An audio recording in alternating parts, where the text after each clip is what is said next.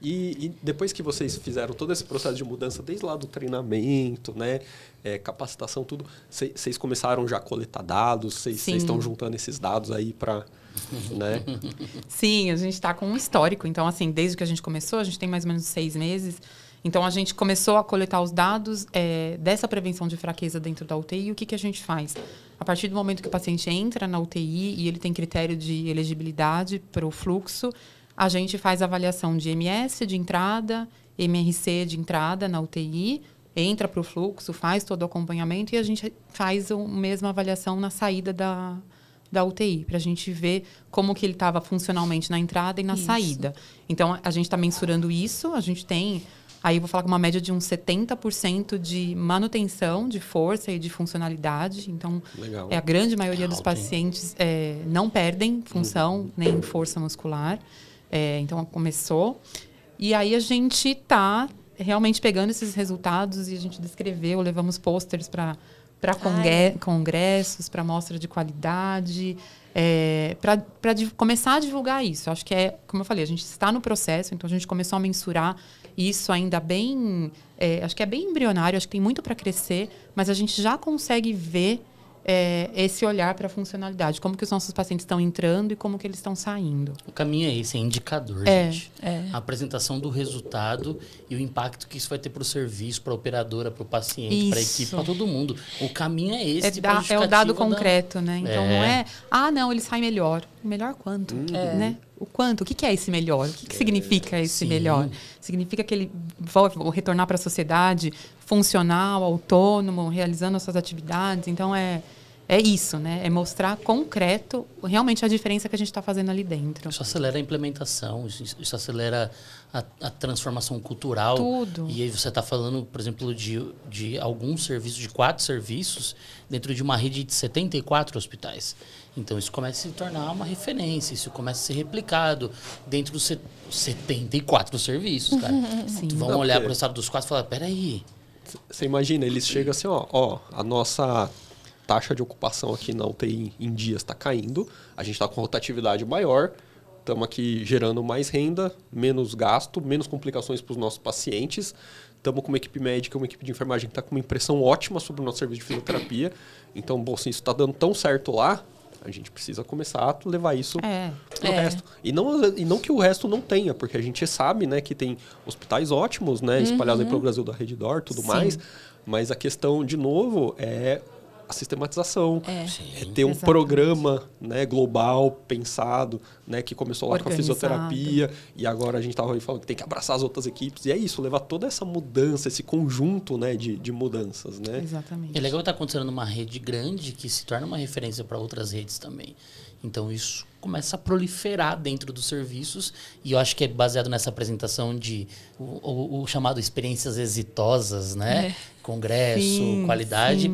Eu vejo um futuro próximo, não um futuro lento, como a gente sempre imaginava das implementações, um futuro mais rápido sobre um avanço nessa mudança da cultura tecnológica dentro da reabilitação na UTI, no hospital como um todo. Eu estava em Floripa, né, no CBMI, aí eu dei uma passada nos pôsteres, né, que foram apresentados. Nesse a gente não mandou nada, mas assim, vai demorar um pouquinho, porque as pessoas falam assim da eletroestimulação muito vago, sabe? A realidade virtual ainda é o Nintendo. Falando isso em Brasil inteiro, né? É a não imersiva ainda. Game então, terapia, né? A gente viu também na CONAP, né, Ju? Assim, a coisa muito distante. Né? Não tenho conflito de interesse com o ReCare, mas o ReCare, gente, é vida, assim... Eu falo, o ReCare é vida. Eu acho que a eletroestimulação, ela vem para agregar mesmo. Tipo... Não, é que assim, as pessoas têm que entender que o músculo do doente crítico precisa ficar ativo. Sim. E cuidado que vai cair. Se o seu doente não está acordado... Vou pegar o uísque aqui, ó. Né? Essa daí é a aguardente. E se seu doente não está acordado ou não está colaborativo o suficiente para fazer uma contração voluntária, algo precisa fazer essa contração. E hoje o caminho mais fácil é a eletroestimulação.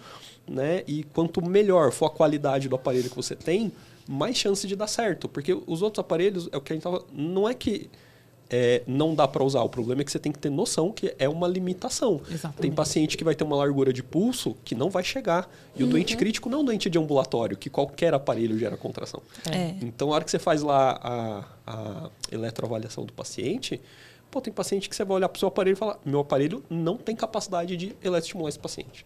Então, é igual o ventilador mecânico. Sim. Pega um ventilador domiciliar e põe lá na UTI. Não funciona. Não vai dar certo. Alguns da UTI também não. Pois é. E é por isso que a gente precisa de melhores, né?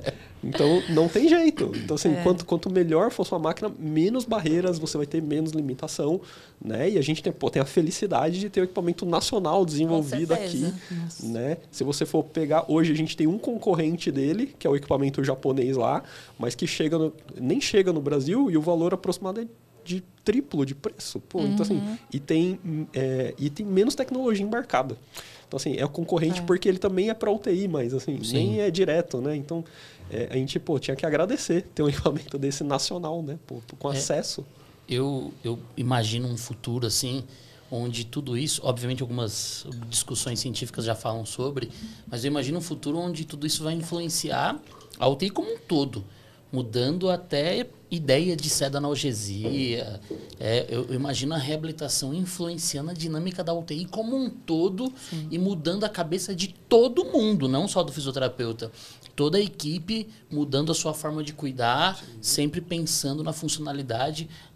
O meu trauma diafragmático já tem mudado muito essa característica de analgesia e com certeza reabilitação também. Sim. Então, eu acho que a reabilitação assumindo o protagonismo que ela tem por conta dos resultados que ela apresenta.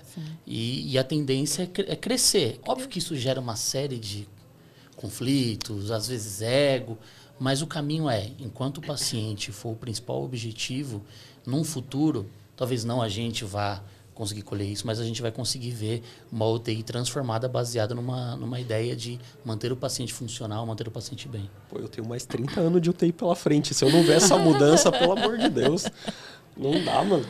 Mas já tá... Porra, Vai ser